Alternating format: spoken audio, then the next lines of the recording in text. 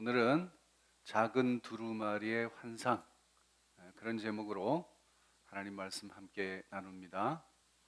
자, 우리가 어디 와 있는지 한번 살펴볼까요? 저는 말씀을 읽을 때 그 말씀이 어디 와 있는지를 아는 게 굉장히 중요하다고 생각해요. 그래서 자꾸 이제 지난번 묵상했던 말씀 다시 한번 리마인드 시켜드리고 그 다음에 조금 가고 이렇게 하는 일을 하는 것이 우리가 어디 있는지를 아는 게 중요해요.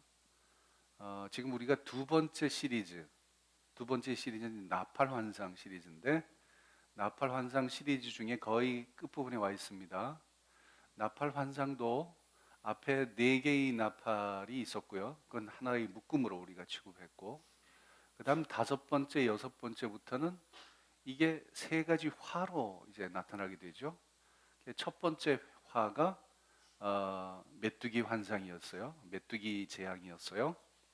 그래서 독침을 달고, 전갈에 독침을 달고 나타난 어디선가 누군가로부터 나타났어요. 하늘은 무슨 또 하늘이냐, 너 졸았지, 그러니 그러지. 무저갱에 뚜껑이 열려서 거기로부터 나온 겁니다. 그러니까 이 사탄의 끈앞풀이요, 앞잡이요, 일꾼입니다. 아무튼 그게 첫 번째 화였고요. 두 번째 화는 우리 어제 살펴본 거죠. 마병대의 재앙이었습니다. 유브라데 강에 네 천사가 묶여 있다가 풀리면서 거기로부터 2만 만의 마병대가 등장하는데, 말은 마병대인데 얼굴은 사자같이 생겼고 꼬리에 뭔가 머리가 달린 유황불을 막 내뿜는 이상한 것이 나타나서 지구상의 3분의 1이 사람이 죽임을 당하는 그런 이제 재앙이 벌어지게 됩니다. 이게 두 번째 화였어요. 자, 그러면 이제 마지막으로 가려면 세 번째 화로 가야 되죠. 세 번째 화로 가고 이게 마지막 일곱 번째 나팔이 돼야 됩니다. 근데 이게 바로 이어지질 않고 또 건너뛰어요. 한참 건너뛰어서 11장 14절에 가서나 나타납니다. 그것도 아주 짧게 이렇게 언급이 돼요. 그리고 그 사이에 뭐가 있어요? 중간장이 나옵니다. 이 중간장이 오늘 우리가 살펴보는 10장, 11장 이제 앞으로 살펴보게 될 요 내용입니다. 그래서 이건 우리가 이미 한번 경험해 본 거죠. 첫 번째 시리즈 때도 그랬잖아요. 첫 번째 봉인 시리즈 할 때도 여섯째까지 쭉 잘 나가다가 그 다음에 공중 띄어서 일곱 번째는 저 멀리 가 있고 그 사이에 7장이 중간장으로 끼어 들어와 있는 것을 우리 한번 경험했습니다. 그러니까 이게 그냥 어떻게 하다 보니까 이렇게 된 게 아니라 대단히 의도를 가지고 사도 요한이 이렇게 쓰고 있다는 것을 우리가 알게 돼요. 그래서 이 의도가 도대체 뭐냐, 이 속에 숨겨진 적어도 두 가지 정도의 의도가 있다는 것을 발견하게 되는데, 그 첫 번째는 뭐냐 하면 앞에 6개와 마지막 7개 사이를 좀 띄어놓음으로써 어떤 기대를 갖게 하느냐 하면, 앞에 것과 마지막 7번과는 뭔가 다르구나, 다르다, 뭔가 특별한 일이 벌어질 것 같다 하는 그런 기대를 갖게 하고 실제로 그렇습니다. 그래서 우리가 마지막 때 그러는데 이 종말이나 마지막이나 무슨 말세나 이런 것들이 먼 미래에 이 세상이 끝나버리는 그 순간에 일어나는 게 아니라 이미 예수님의 초림 때부터 재림까지의 그 기간이 다 종말이고 마지막 때라 그랬잖아요. 그런데 이 앞에 6개는 지금 우리가 살고 있는 이 종말의 때를 이야기하는 것이라면, 마지막 7번째는 정말 마지막의 마지막 단계, 말세 지말이라고 하는 어떤 거기를 포커스를 맞추고 있는 것이라는 느낌을 갖게 됩니다. 그래서 이 앞에 것과 뭔가 좀 다른 그런 이야기가 진행된다고 하는 것인데, 아쉽게도 첫 번째 시리즈에서는 이게 침묵으로 끝나버렸어요. 그러니까 다 보여주지 않습니다. 침묵만 딱 해놓고. 두 번째 시리즈 때는 뭐가 벌어질까요? 그건 그때 가보시면 알게 될 거고. 그래서 이게 다 보여주질 않고 조금씩 보여주는데, 이게 뭘 위해서 예약이 되고 있는가? 제일 마지막에 이걸 한꺼번에 보여주려고 뒤로 자꾸 미루고 있는 그런 느낌을 우리가 받게 됩니다. 이게 첫 번째 의도고, 두 번째는 독자들의 시선을 환기시키는 역할을 합니다. 이 중간장이라고 하는 게. 그러니까 계속 보세요. 무슨 뭐 재앙이 일어나요. 뭐 그냥 땅의 3분의 1이 불타버려요. 바다가 피바다가 돼요. 뭐 샘물이 다 쓴물이 돼버려요. 사람이 먹고 죽어요. 해달별 3분의 1이 어두워져요. 그 다음에 뭐 메뚜기 재앙이 나서 사람들이 5개월 동안 죽지 못해 살아요. 마병대가 등장해서 3분의 1 사람이 죽어버려요. 이게 전부 다 재앙 아닙니까? 그러니까 재앙 이렇게 천재지변 같은 이런 일들만 자꾸 보다가 보면 이게 어디로 가는 건지를 놓쳐버리게 된다는 거예요. 이 어디로 가지 이게? 이러다가 정말 망하는 거야? 망하는 게 목적이야? 이렇게 된다는 거죠. 그런데 요한계시록이 지금 우리에게 가르쳐주고 있는 거, 우리가 지금까지 배운 대로 그게 중요한 내용이 아니에요. 하나님께서 어떻게 당신이 처음에 시작하셨던 일을 완성해 나가실 건가? 그 목적, 그 마지막 골이 있는데 거기를 향해 지금 가고 있는 거 아닙니까? 지금 우리가 그 가운데 하나님이 우리를 어떻게 빚어나가시고 어떻게 만들어 나가고 싶어 하시는지 그 메시지를 전해주는 게 요한계시록 이야기인데, 자꾸 재앙 하다 보면 그걸 놓쳐버릴 수가 있어요. 그래서 주의를 환기시키는 거죠. 시선을 환기시키고 우리 지금 어디를 향해 가고 있는지 그걸 다시 한번 상기시켜주는 거죠. 그래서 사실은 이 중간장이 요한계시록의 메시지를 발견하기에 가장 좋은 장입니다. 그러니까 무슨 시리즈로 계속 되는 거는 보기는 좋은데 거기에서 메시지를 발견하기는 쉽지 않아요. 진짜 요한계시록의 메시지는 이 중간장에 다 담겨 있다. 그렇게 해도 과언이 아니라는 얘기죠. 그래서 지금 우리가 두 번째 시리즈 중에서 이 중간장이 와 있을 때, 여러분 앞으로 요한계시록 나중에라도 여러분 읽게 되면 이 중간장을 눈여겨 보시기를 바랍니다. 중간장에 여러분을 향한 메시지가 있어요. 네.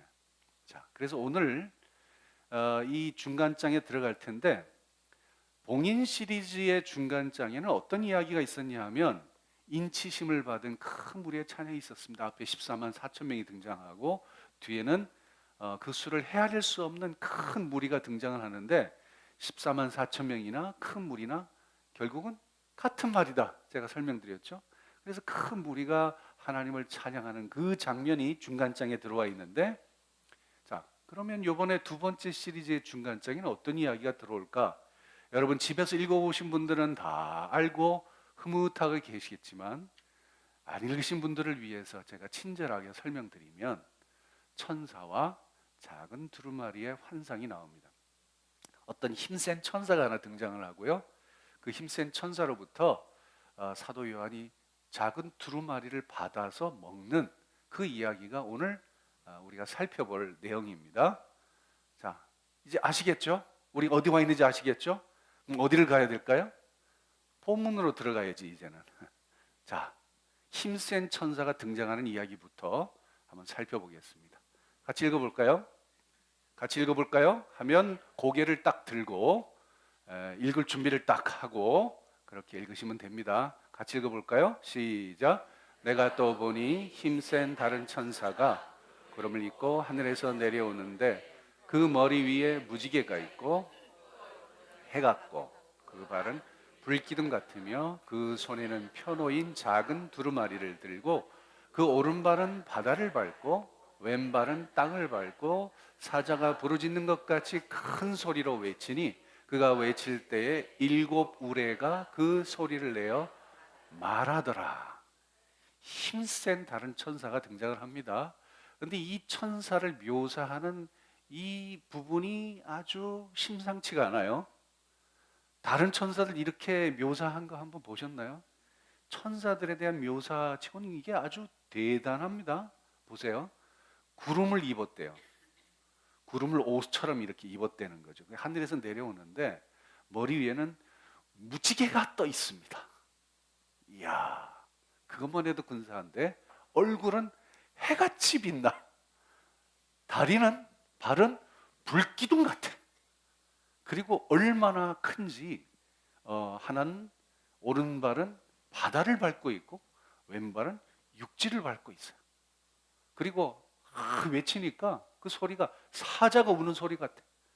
근데 확 외치니까 7 우레가 소리를 내는 거예요. 여러분 그림이 그려지십니까? 그러니까 이 천사라고 설명되어 있는 이분이 이 보통 양반이 아닌 것 같은 뭔가 아주 어미한 모습의 이걸 보고 사람들이 이거는 보통 천사가 아니라 이건 예수님이야 이렇게 설명하는 사람도 있더라고요. 근데 그렇게 해석할 수 없는 것이 성경에 분명히 뭐라고 그랬어요? 힘센 다른 천사 이렇게 돼 있잖아요. 영어로 표현하면 another mighty angel입니다. 앙겔로스예요. 그러니까 예수님을 이런 식으로 표현하지는 않죠. 그러니까 다른 천사하면 천사가 이런 천사도 있고 또 다른 천사도 있다. 그럴 때 다르지. 예? 천사가 아니고 예수님이다. 이렇게 얘기는 못하죠. 그러니까 이게 분명히 천사는 천사인데 뭔가 다른 천사들과는 다른 모습이 있는 그런 천사라 이거죠. 그래서 이렇게 엄미한 모습으로 천사가 등장하고 있는 이유가 뭘까? 가만히 보니까 이 천사가 하는 일이 중요하기 때문에 그래요. 그 천사에게 맡겨진 사명이 엄중하기 때문에 그 사명의 엄중함을 분명하게 하기 위해서 이렇게 천사의 모습도 이렇게 등장하고 있는 거죠. 자, 그 사명, 이 천사가 받은 사명이 뭐냐? 사명이 뭐예요? 아주 간단해. 사도 요한에게 작은 두루마리를 주는 거야. 요게 사명이야. 뭐 그 작은 두루마리 하나 주는 게 뭘 대단하다고 그렇게 그냥 막 구름을 입고 막 머리에는 막 무지개를 이렇게 하고 막 그런 불기둥 같은 발을 가지고 큰 소리로 외치니까 막 천둥 소리가 나고 이런 모습으로 나타날까요? 작은 게 아니에요. 그런데 왜 작은 두루마리라고 그랬을까? 그러면 무엇하고 비교했을 때 작다 크다 이런 얘기가 나오지 않아요? 뭐하고 비교했을 때 작은 두루마리일까요? 요한계시록에 나온 두루마리는 지금까지 하나밖에 없었어요. 그게 뭐죠? 요한계시록 5장에 예수님께서 어린 양 예수님께서 딱 등장하셔서 보좌에 앉으신 분으로부터 임봉된 7개 임봉된 두루마리를 받잖아요. 앞뒤로 빽빽하게 글이 써 있는 임봉된 봉인된 두루마리. 그거 하나가 전부였어요. 그러면 그 다음에 이제 등장하는 게 요 두루마리인데 그것과 비교해 봤을 때 작다 그런 뜻이겠죠. 아마 사이즈도 작았을 거고 뭔가 차이가 많이 있는 것 같아요. 왜냐하면 첫 번째는 봉인이 돼 있었는데 지금 여기서는 다 펼쳐져 있거든요. 그러니까 그 내용이 공개돼 있다는 얘기인데 그래서 이게 예수님이 받은 봉인은 예수님만 이 인을 뗄 수 있는 어떤 특별한 뭔가가 있는데 이건 이미 오픈되어 있는 거니까 다 얘기가 다 된 얘기 같고 사도 요한에게 주신 거니까 좀 급이 다르긴 하죠. 예수님이 받는 것하고 사도 요한이 받는 것하고 급이 다르긴 한데 그러나 어린 양의 두루마리와 비교해서는 작은 두루마리이지만 그 담겨진 말씀의 중요성에 있어서는 결코 작지 않다는 거죠. 우리가 그 이유를 이제 살펴보게 될 거예요. 왜 이게 작지 않은가? 자, 이제 천사가 소리를 할 때 7울의 소리가 나오는 이야기가 나옵니다. 자, 같이 읽어볼까요? 시작. 사자가 부르짖는 것 같이 큰 소리로 외치니 그가 외칠 때 7우레가 그 소리를 내어 바라더라. 이게 어떤 상황이 있냐 하면 천사가 말을 하는데 말이 큰 소리가 나와요. 우리 박혜열 목사님 한번 말을 하면 얼마나 소리가 통이 큰지 몰라요. 이렇게 나와 이게. 그것처럼 천사가 그냥 큰 소리를 하는데 그 화답을 해가지고 7 천둥 소리가 탁 나오는 거예요. 그러니까 이게 메시지 성경 보니까 잘 표현해놨더라고요. When he called out, 이게 소리를 치니까 The seven thunders called back 이렇게 됐어요. 7개의 천둥이 callback하는 거예요. 마치 화답하듯이 또는 그 소리를 반복하듯이 똑같이 이렇게 나오는 거예요. 그러면 여러분 내가 무슨 말을 했는데 똑같이 천둥 소리가 그것도 하나가 아닌 7개 확 나오면 그 소리가 무슨 소리인지 알아먹겠어요? 여러분 옆에서? 못 알아먹어요. 그래서 귀 있는 사람만 들어요. 참 신기한 거예요, 이게. 그래서 성경을 가만히 찾아보니까 실제로 그런 일들이 많이 있더라고요. 예수님이 하나님 아버지하고 이제 기도를 하세요. 기도를 하면서 이제 마지막 때가 되어서 이제 영광스럽게 하옵소서. 그러니까 예수님이 십자가를 짐으로써 아버지 이름이 영광스럽게 되기를 원한다든지 그런 기도를 하니까 이게 이제 마치 대화처럼 하나님 아버지하고 이렇게 대화하는 듯이 이렇게 말을 하는데 사람들 옆에 있었던 사람들은 어떻게 듣냐면 그게 천둥이 울었다. 또는 천사가 그에게 말했다. 이런 식으로 사람들이 반응을 하는 거예요. 그러니까 뭔 소리가 들리긴 하는데 그게 천둥 소리처럼 들리는 거죠. 여러분 가끔 가다가 천둥 소리가 들리면 하나님이 누구하고 대화하시는구나. 그렇게 생각하면 맞아요. 그리고 그 천둥 소리 속에서 하나님의 음성이 들린다면 여러분은 정말 대단하신 분이에요. 근데 이 이야기가 사도 바울 때에도 똑같이 나오죠. 사도 바울이 다메섹까지 가서 예수 믿는 사람 잡아 죽이려고 가고 있는데 큰 빛으로 나타나신 예수님 만나죠.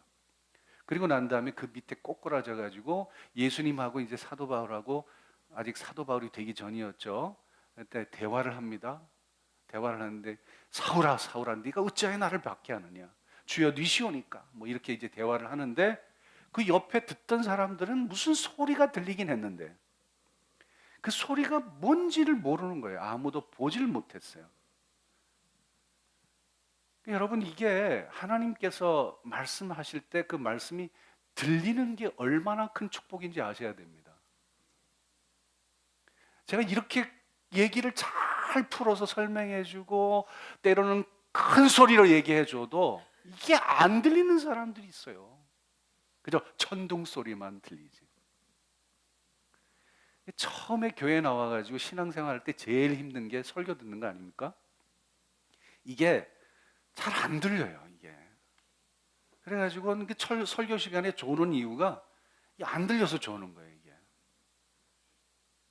그런데 어느 수준에 올라가면 말씀이 들리기 시작하면 말씀이 꿀보다도 단다는 것을 알게 돼요. 아무튼 지금 이 상황입니다. 하나님의 음성은 때때로 천둥 소리를 동반하게 돼요.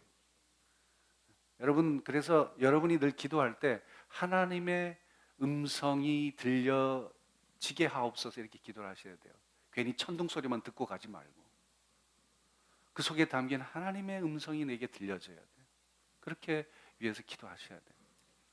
자, 그 다음 읽어봅시다. 계속 읽어보 나갑니다. 시작. 일곱 우레가 말을 할 때 내가 하다가 곧 들으니 하늘에서 소리가 나서 말하기를 일곱 우레가 말한 것을 인봉하고 기록하지 말라 하더라. 사도 요한은 지금 요한계시록을 기록해야 될 사명을 가지고 있는 사람이죠. 그래서 환상을 본 거 무조건 다 기록해야 된다고 생각하고 있는 거 아닙니까?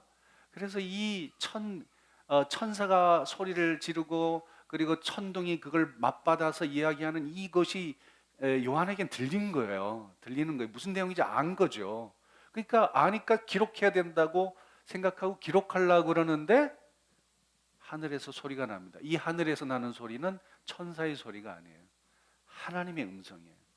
소리가 나서 일곱 우레가 말한 것을 인봉하고 기록하지 말라. 그렇게 얘기를 합니다. 요 말을 한번 주의 깊게 보세요. 인봉하고 기록하지 말라요.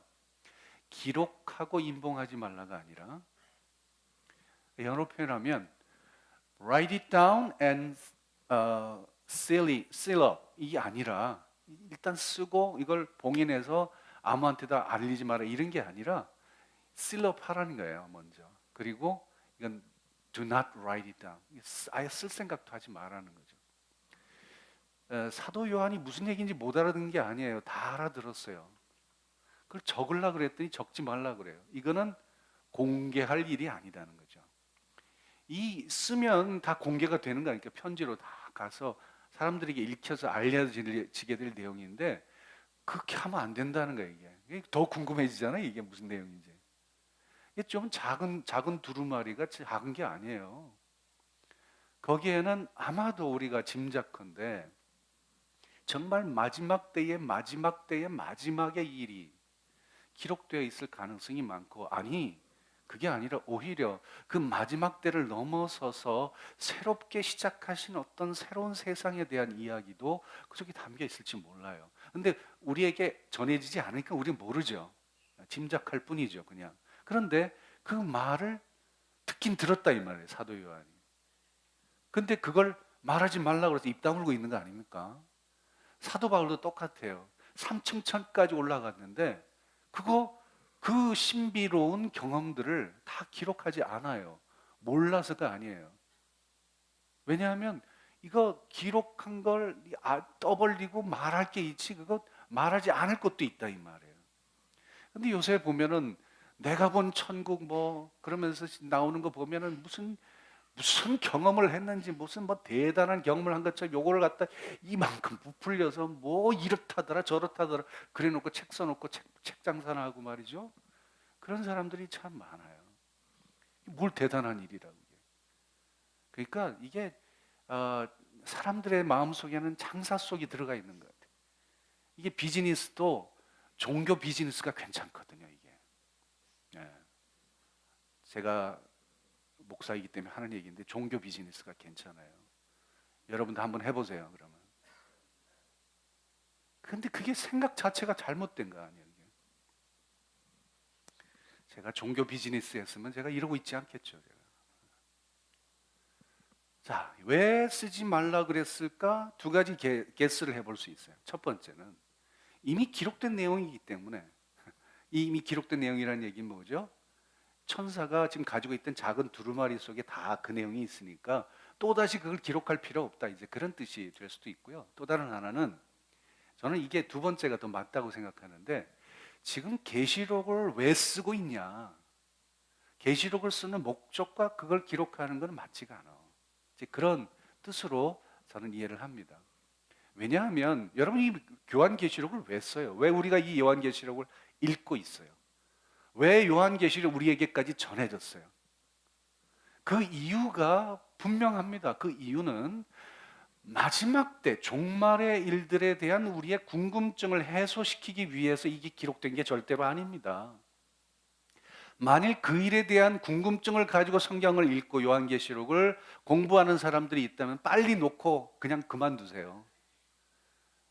거기에 대한 답은 없어요. 조금 맛배기는 있을지 모르지만 그건 맛배기일 뿐이고 그게 중요한 게 아니에요. 그러니까 여러분 종말의 일들에 대한 궁금증을 요한계시록에서 풀려고 그러면 안 돼요. 요한계시록은 그것 때문에 기록된 게 아니라 교회와 성도들이 이 마지막 때를 살고 있는데 이 마지막 때를 살고 있는 교회와 성도들이 마땅히 품어야 될 생각이 뭐고 어떻게 살아가야 할 것인지에 대한 하나님의 메시지가 이 속에 담겨 있는 거예요. 우리가 어차피 마지막 때를 살고 있잖아요. 어제 말씀 나눴듯이 오늘이 종말이다. 오늘 내가 선택한 그 자리가 내가 마지막 때 있을 자리가 예약이 되는 것이고 내가 오늘 한 그 행동과 선택으로 말미암아 앞으로 내 마지막 영원한 삶이 결정이 되는데 그게 오늘이 마지막이죠. 그러면 오늘이 종말이라면 내가 오늘 어떻게 살아가야 되지? 하는 것에 대한 메시지를 이야기해 주려고 하는 게 요한계시록이지. 장차 무슨 일이 벌어지고 그 다음에 또 무슨 일이 벌어지고 그 다음에 또 무슨 이거 끝없는 궁금증 해소해 주기 위해서 기록된 게 절대로 아니다. 그러니까 그 요한계시록의 기록 목적하고 맞지 않기 때문에 그 이야기들은 써봐야 괜히 사람들의 궁금증이나 자꾸 자극하고 헛된 생각들을 빠질 수 있으니 그거 기록하지 마라. 아마 이런 뜻으로 하나님이 말씀하지 않으셨을까? 그렇게 저는 생각을 합니다. 자, 그 다음에 그러면 그렇다고 전혀 안 알려주는 건 아니죠. 하나님이 알려주는 것만 알면 돼, 우리는. 여러분, 성경이 그런 거잖아요. 성경을 여러분 다 알면 하나님을 다 안다 얘기할 수 있어요? 아니에요. 그거는 굉장히 건방진 생각입니다. 우리 하나님 다 몰라요. 하나님이 우리에게 보여주신 것만 우리는 알아요. 예? 그리고 다 알면 여러분 하나님이 하나님인가요? 하나님이 하나님 아니죠. 내 손아귀에 잡혀 있는데 무슨 하나님이에요? 여러분 그런 식으로 하나님 생각하지 마세요. 하나님께서 보여주시는 것만 우리 알면 됩니다. 근데 그 보여주시는 게 있다 이거죠. 오늘 같이 읽어볼까요? 시작. 바다와 땅을 밟고 서 있는 천사가 하늘을 향하여 오른손을 들고 세세토록 살아계신 이 곧 하늘과 그 가운데 있는 물건이며 땅과 그 가운데 있는 물건이며 바다와 그 가운데 있는 물건을 창조하신 이를 가리켜 맹세하여 이르되 지체하지 아니하리니 일곱째 천사가 소리내는 날 그의 나팔을 불려고 할 때에 하나님이 그의 종 선지자들에게 전하신 복음과 같이 하나님의 그 비밀이 이루어지리라 하더라 그랬어요. 천사가 등장했던 천사 있지 않습니까? 아주 어미한 모습으로 등장한 그 천사가 이번에는 하늘을 향해 오른손을 듭니다. 이 대목을 잘 그려보세요. 그리고 천지를 창조하신 하나님을 가리켜서 맹세합니다. 선서 뭐 이런 것 같아요. 맹세하는데 뭐라고 얘기하냐면 지체하지 아니하리니 두 가지 이야기를 해요. 지체하지 않을 것이다. 그리고 하나님의 그 비밀이 이루어질 것이다. 근데 그 하나님의 비밀은 이미 구약의 예언자들, 신약의 사도들을 통해서 이미 말씀해 주신 전해 주신 그 복음인데 그 복음과 같이 하나님의 그 비밀이 다 이루어질 것이다. 이렇게 두 말을 하는데 이 두 가지가 우리가 발견하게 되는 메시지예요. 첫 번째 메시지가 지체하지 아니하리니라는 말이에요. 자, 지체하지 않을 것이다. 이 뭘 지체하지 않는다는 얘기예요? NIV 성경 읽어보니까 There will be no more delay 이렇게 돼 있다. delay 하면 여러분 비행기 편 이렇게 타려고 그러는데 자꾸 딜레이 돼가지고 늦어지고 그런 경험들 혹시 있으시죠? 그 딜레이입니다. 연착, 무슨 늦어지는 것, 지체하는 것 이런 거죠. 역시 우리 말하고 다르지 않습니다. 같은 뜻이에요. 지체하지 않을 것이다. 딜레이가 없을 것이다. 뭐 이런 얘기인데. 그런데 이게 그렇게 보면 이제 주님이 재림하시는 게 이제 지체하지 않고 오신다는 그런 뜻일까? 하나님 나라가 완성된다는 것이 이제 연기가 되지 않는다는 그런 뜻일까? 사실은 초대교회 그 당시에 사도 요한 당시에 파루시아의 지연이 굉장히 심각한 문제가 되었죠. 파루시아란 예수님의 재림을 가리키는 헬라어입니다. 그러니까 다시 오시는 그 파루시아가 자꾸 지연이 돼서 그것 때문에 믿음의 공동체에 심각한 문제를 만들어냈는데 그게 이제 지체하지 않을 것이다 이런 뜻인가? 이제 이런 생각을 가지게 되죠. 그런데 제가 이걸 헬라어 원어를 읽다 보니까 그 뜻이 아니더라고요. 뉘앙스가 좀 달라요. 헬라어 원어는 이렇게 돼 있어요. 크로노스 우케티 에스타이 이렇게 돼 있어요. 근데 이 크로노스라는 말은 여러분 많이 들어보신 말 아니에요? 그죠? 크로노스라는 게 시간이죠. 타임이죠. 흘러가는 시간입니다. 카이로스는 수직적으로 임하는 하나님의 특별한 시간, 개입하시는 시간이지만 크로노스는 흘러가는 시간입니다. 그죠? 그래서 이게 크로놀로지, 연대기라고 하는 것도 다시 이 흘러가는 시간으로 만드는 이 크로노스라는 말에서 나온 거예요. 우케티라는 말은 영어로 표현하면 no longer, no more 이런 뜻입니다. 더 이상 없다 이런 뜻이죠. 에스타이 이 말은 에이미 동사, 영어의 비동사에 해당되는 겁니다. 비동사의 3인칭 밀행형이에요. 그러니까 이걸 직역을 하게 되면 영어로 불면 이렇게 돼요. There will be time no longer. There will be no time anymore. 뭐 이런 뜻이죠. 그러니까 무슨 뜻이냐 하면 더 이상의 시간은 없다 이런 뜻이에요. 지체하지 아니하리라는 조금 느낌이 다르죠. 더 이상의 시간이 없다 이런 얘기예요. 그래서 여기서 저는 시간을 다시 한번 생각해 보게 됐어요. 시간이 뭐예요? 크로노스가 뭐예요? 시간. 흘러가는 시간인데 그 흘러가는 시간이 언제 시작됐어요?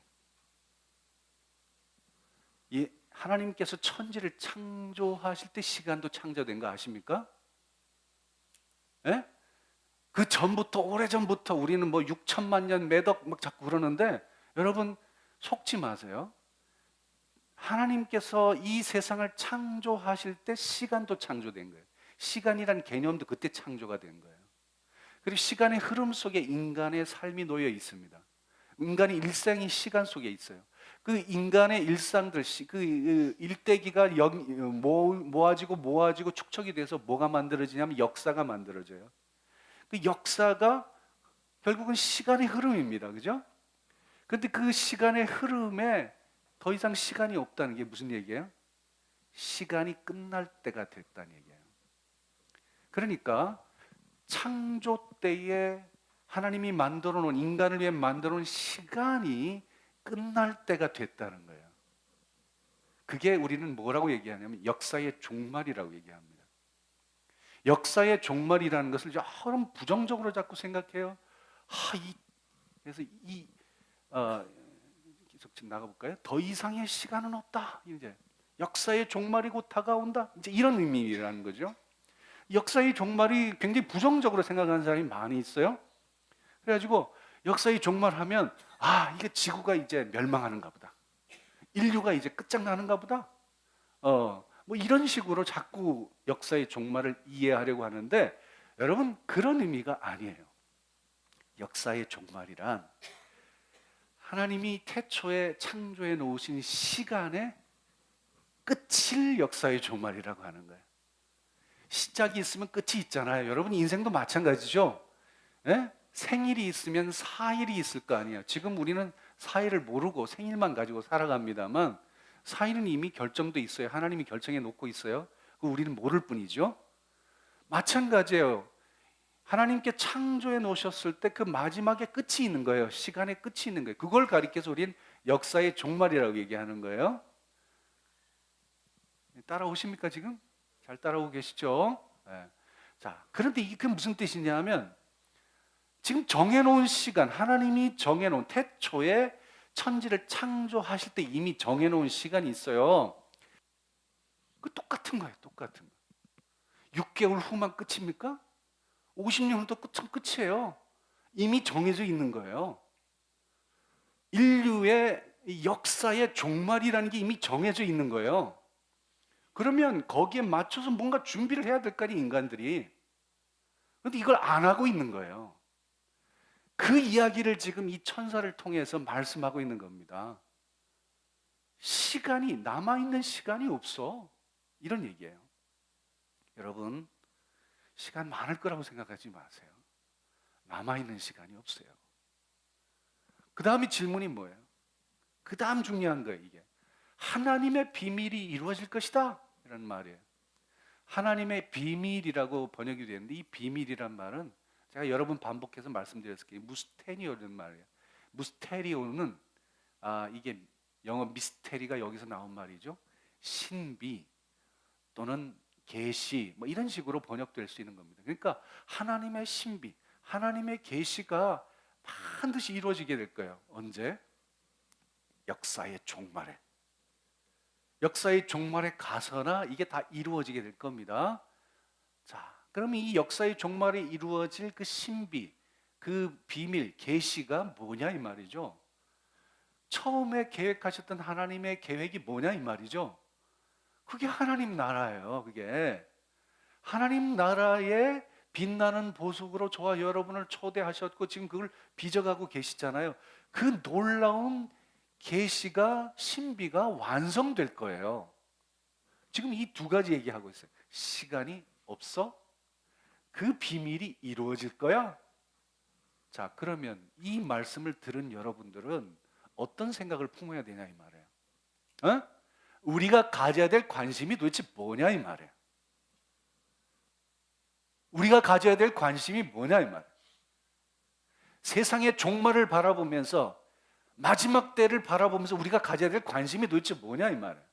그것은 마지막 때에 일어날 어떤 기상천외한 일들이 뭐냐 이게 중요한 게 아니라 내가 오늘 어떻게 살아서 하나님이 이루려고 하시는 그 뜻에 그 기대에 맞게 살아가느냐 이게 중요한 거 아니겠냐고요. 그거 하라고 우리를 부르신 거예요. 그거 하라고 사도 요한을 통해서 말씀하고 계시는 거라고요. 지금 그게 요한계시록이 기록된 이유예요. 그게 우리의 종말이에요. 그게 하나님이 우리를 종말로 이끌어 가신 이유라 이 말이에요. 근데 왜 이건 안 하고 그저 엉뚱한 일에 그냥 세상적인 일에 그냥 먹고 사는 일에 얼마나 더 가지느냐 일에 얼마나 더 높아가려는 일에 돈 하면서 거기에 매달려 사냐 이 말이에요. 거기에 매달려. 그리고 신앙생활 한다고 하면서 기껏 하는 게 마지막 때 무슨 일이 벌어질 것인지 그거나 따지고 앉았고 말이죠. 엉뚱한 일에 빠져서 사냐 왜 이 말이에요. 이게. 정말 해야 될 일이 뭔데? 정말 우리가 중요하게 생각해야 될 일이 뭔데? 지금 그 얘기하고 있는 게 이게 여러분 작은 일입니까 이게? 이 작은 게 아니죠. 이게 엄청난 일이죠. 이게. 이 오늘 말씀의 결론 부분이에요. 오늘 말씀의 결론을 여러분 마음속에 꼭 새겨두기 바랍니다. 이게 요한계시록을 우리가 묵상하는 가장 중요한 이유가 이 속에 담겨 있어요. 같이 읽어볼까요? 좀 깁니다만 처음부터 끝까지 읽어보겠습니다. 시작. 하늘에서 나서 내게 들리던 음성이 또 내게 말하여 이르되 네가 가서 바다와 땅을 밟고 서 있는 천사의 손에 펴놓인 두루마리를 가지라 하기로 내가 천사에게 나아가 작은 두루마리를 달라 한즉 천사가 이르되 갖다 먹어버리라. 내 배에는 쓰나 내 입에는 꿀같이 달리라 하거늘 내가 천사의 손에서 작은 두루마리를 갖다 먹어버리니 내 입에는 꿀같이 다나 먹은 후에 내 배에서는 쓰게 되더라. 여러분 이 이야기 많이 들어보셨을까요? 여기만 나온 이야기가 아니기 때문에 여러분 익히 알고 계실 겁니다. 에스겔 보게 되면 이 원조가 여기 있죠. 에스겔에게 하나님이 두루마리를 펼쳐준 걸 보여주시면서 이걸 먹어라. 그리고 말씀하시면서 이 두루마리를 먹고 가서 이스라엘 족속에게 말하라 이렇게 얘기하고 있습니다. 이건 굉장히 중요한 얘기예요. 두루마리를 먹는다는 것은 심심해서 껌 씹듯이 씹는 게 아니에요. 두루마리를 먹으라는 얘기는 사명하고 관계가 되는 거예요. 말할 걸 주시는 거예요. 말할 걸. 그래서 이 두루마리를 먹으라고 해서 어떤 분은 성경을 갖다가 한 장 읽고 그 다음에 성경을 찢어가지고 또 이렇게 씹는 분이 계시더라고요. 제발 좀 그러지 마세요. 그런 거 아니에요. 이게 사명과 관련되어 있는 거예요. 그래서 두루마리를 먹는 것은 이 말하는 사명, 전달해야 될 메시지가 있다는 거죠. 그 사명과 관련이 있는데 에스겔이 전해야 될 메시지가 뭔지 아십니까? 바로 앞에 나와 있는 얘기예요. 그 메시지가 뭐냐 하면 이스라엘 백성들을 향한 애가와 애곡과 재앙의 말이었어요. 좋은 말이 아니었어요. 여러분 나라가 망한다. 너희들 이렇게 살다가는 하나님 심판받을 수밖에 없어. 이 이야기 하는 게 쉬운 일입니까? 쉽지 않죠. 목사도요. 정말 해야 될 말을 못할 때가 있어요. 이 말은 꼭 해야 되는데 그렇게 살다가 망해! 이 얘기를 해야 되는데 그거 못해요. 왜? 상처받을까 봐. 시험 들까 봐. 교회 안 나온다 그럴까 봐.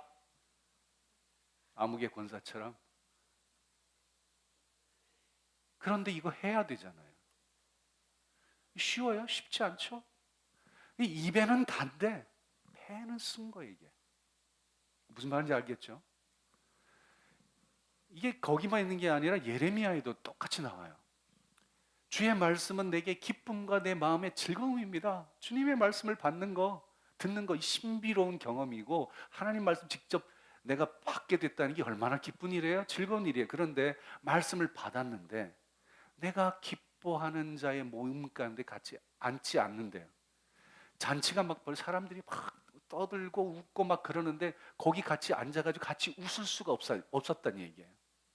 그래서 혼자서 조용히 고독하게 앉아 있는 거예요. 왜? 이는 주께서 분노로 내게 채우시. 하나님이 주신 말씀이 분노예요. 분노. 무슨 얘기예요 이게? 똑같은 에스겔하고 똑같은 말을 받은 거예요. 이스라엘 백성들이 망한다. 그 말을 받았는데 받을 때는 하나님이 주신 말씀이니까 달게 먹긴 한데 이거 전할 생각에 밥이 안 넘어가는 거예요 이게. 어떻게 이걸 전해요? 그래서 배가 쓰리는 거죠. 영어로 표현하면 이렇게 되면 sweet in my mouth, bitter in my belly 이렇게 되어 있어요. 입에는 굉장히 단데 꿀처럼 배꼽, 이 스토먹, 이 배를 이제 벨리라고 그러기도 하죠.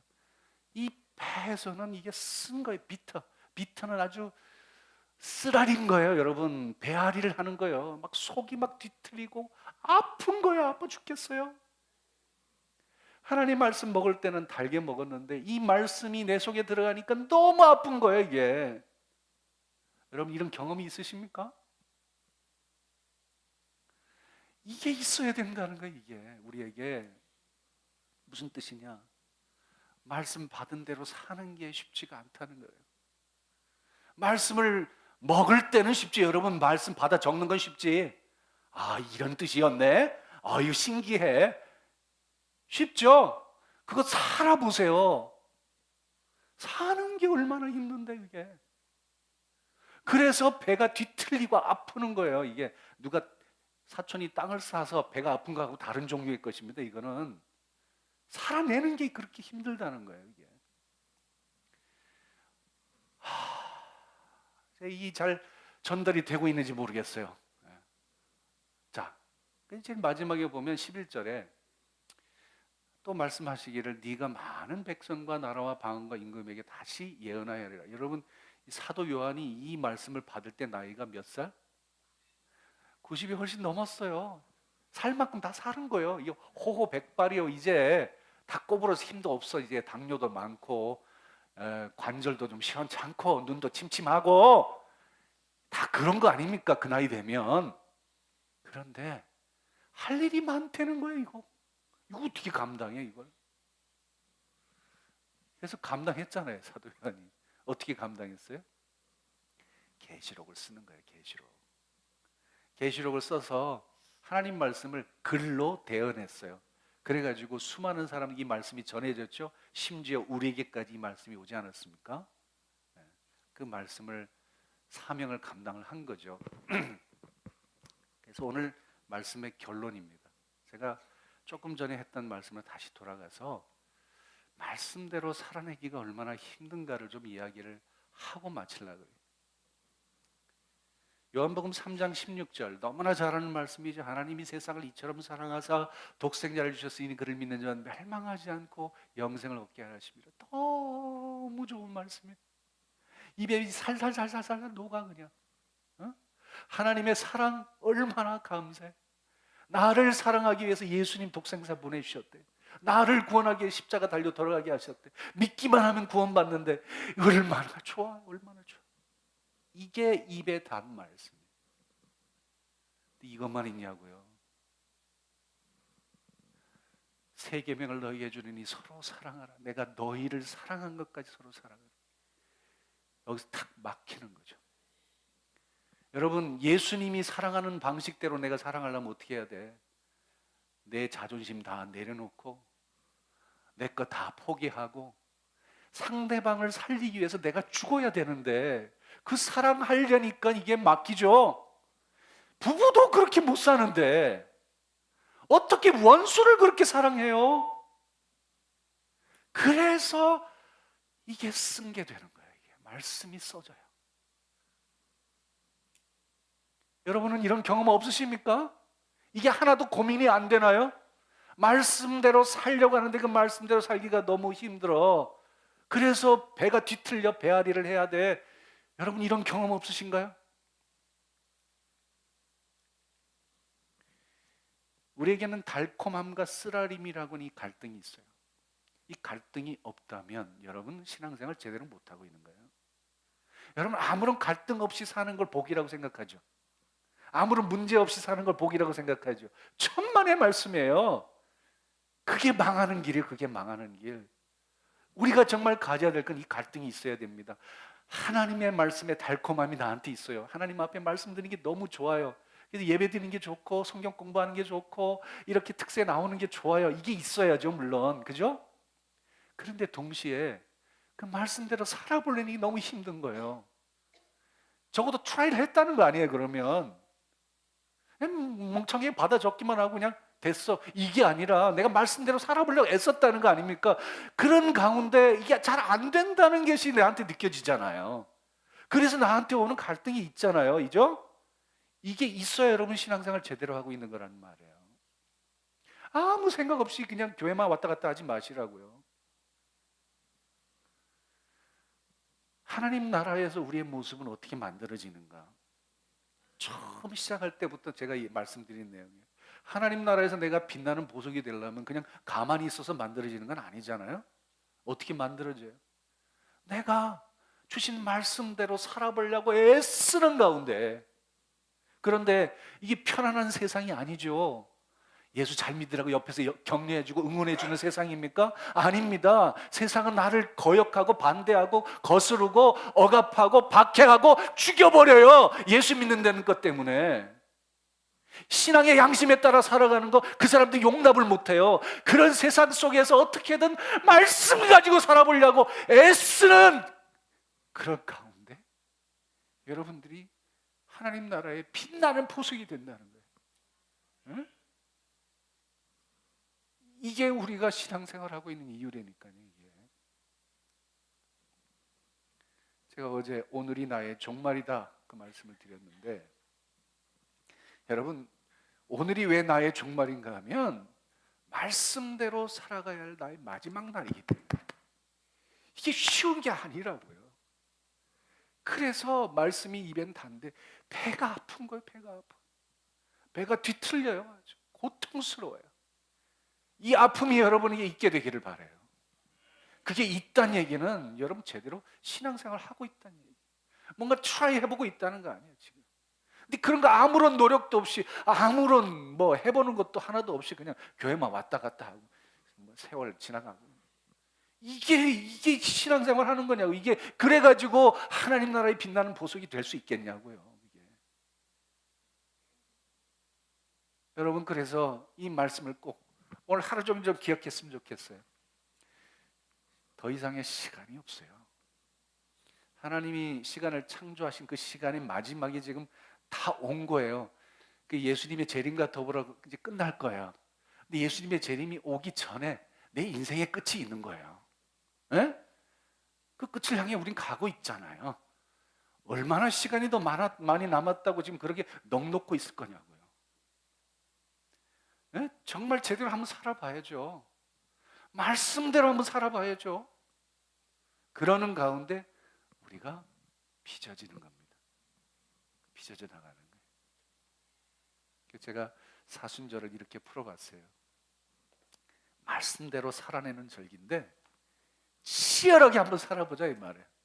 설렁설렁 살지 말고 이게 내게 주어진 마지막 기회야 이렇게 생각하고 아마 치열하게 말씀대로 한번 살아보자고요. 이게 사순절 절기예요. 이게 우리의 종말의 때입니다.